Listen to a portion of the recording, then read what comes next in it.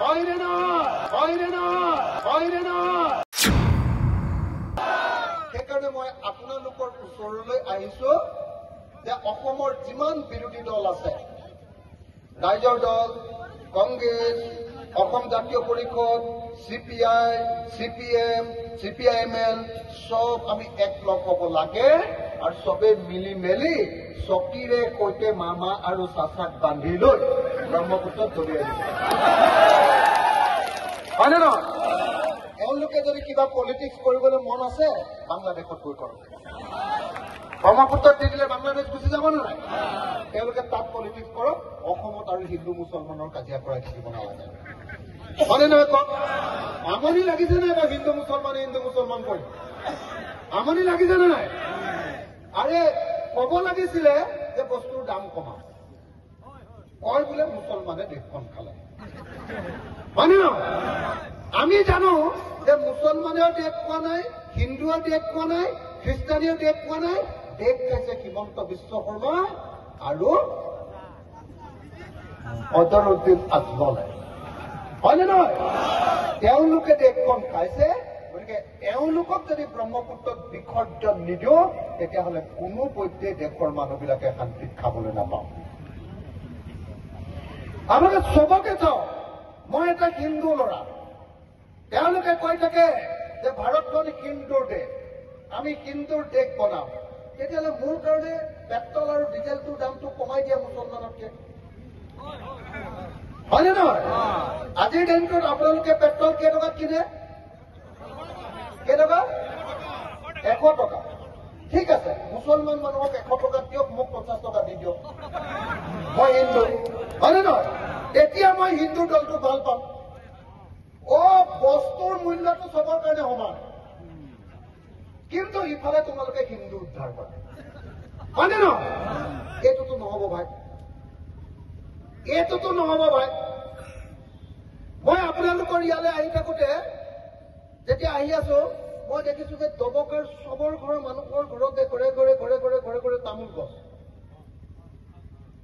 মোক তেতিয়া ক'লে মই যিখন গাড়ীত উঠি আহিছো গাড়ী চলাই এখন ল'ৰাজনে ক'লে যে দাদা দবকাৰ মানুহবিলাকে খেতিৰ পাছতে আটাইতকৈ বেছি ইনকাম কৰে তামোল বেপাৰ তামোল বেছি ক'লে যে অতি কমেও 50,000-70,000 পৰা 5 লাখ 6 লাখ টকালৈকে এবছৰত তামোলৰ পৰা পায় হয় নেকি বিজেপি চৰকাৰ অহাৰ পাছৰ পৰা সুপাৰী 1 কেজি সুপাৰী বেছি বৰাক উপত্যকাত মই আপোনালোকক সুধিম বৰাক উপত্যকাত বিজেপি অহাৰ আগতে 1 কেজি সুপাৰীৰ দাম পাইছিলে খেতিয়ক এজনে বিক্ৰী কৰি 400 টকা আৰু বিজেপি অহাৰ পাছত এতিয়া পায় 250 টকা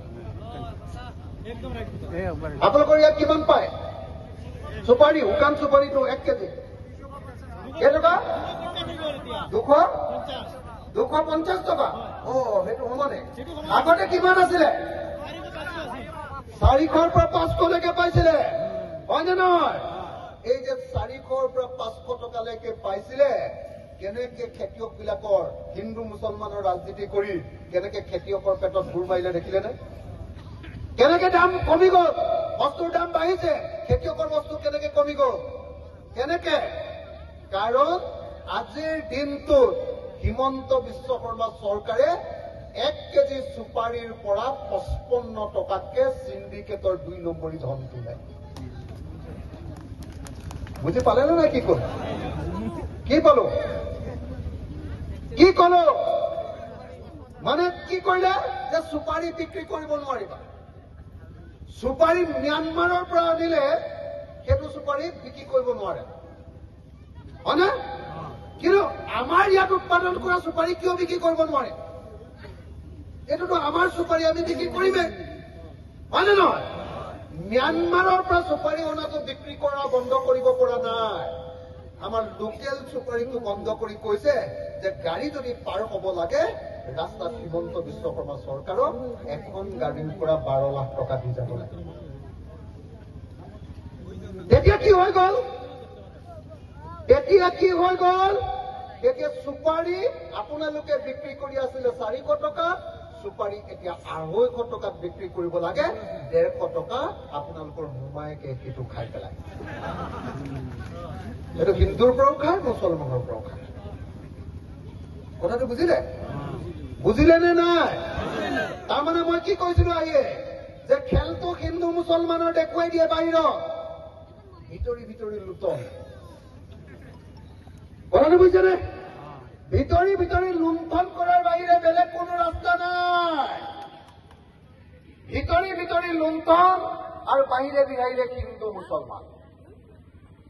গৰু বিক্ৰী যে বন্ধ কৰিছে কেলে? মানুহে বাহিৰত ভাবি আছে যে অকল মুছলমানক ডিষ্টাৰ্ব কৰিবলৈ গৰু বিক্ৰী বন্ধ কৰিছে। ঐ, আগতে এক যোৰা গৰু বিক্ৰী কৰি যদি 55,000 টকা পাইছিলে মাজুলীৰ মানুহে, ধেমাজিৰ মানুহে, লখিমপুৰৰ মানুহে, শদিয়াৰ মানুহে, ডিব্ৰুগড়ৰ মানুহে, একযোৰ গৰু, এক খাল গৰু বিক্ৰী কৰি যদি 55,000 পাইছিলে, এতিয়া সেই খাল গৰুত 35,000 টকা পায়। কিন্তু গৰু মাংসৰ দাম কমিছে নেকি? কিমান বাঢ়িলে? আগতে 100 টকা আছিলে, মোমাই দিনত কেইটকা হ'ল? 400 টকা, 500 টকা। কিমান বাঢ়ি গ'ল?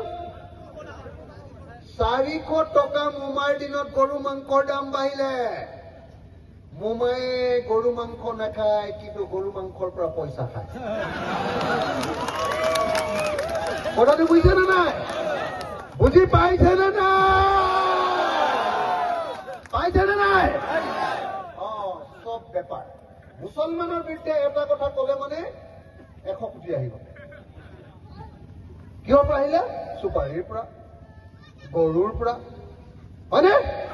হয়নে নহয়? হয়নে নহয়? গৰু ঠিকেই বাংলাদেশ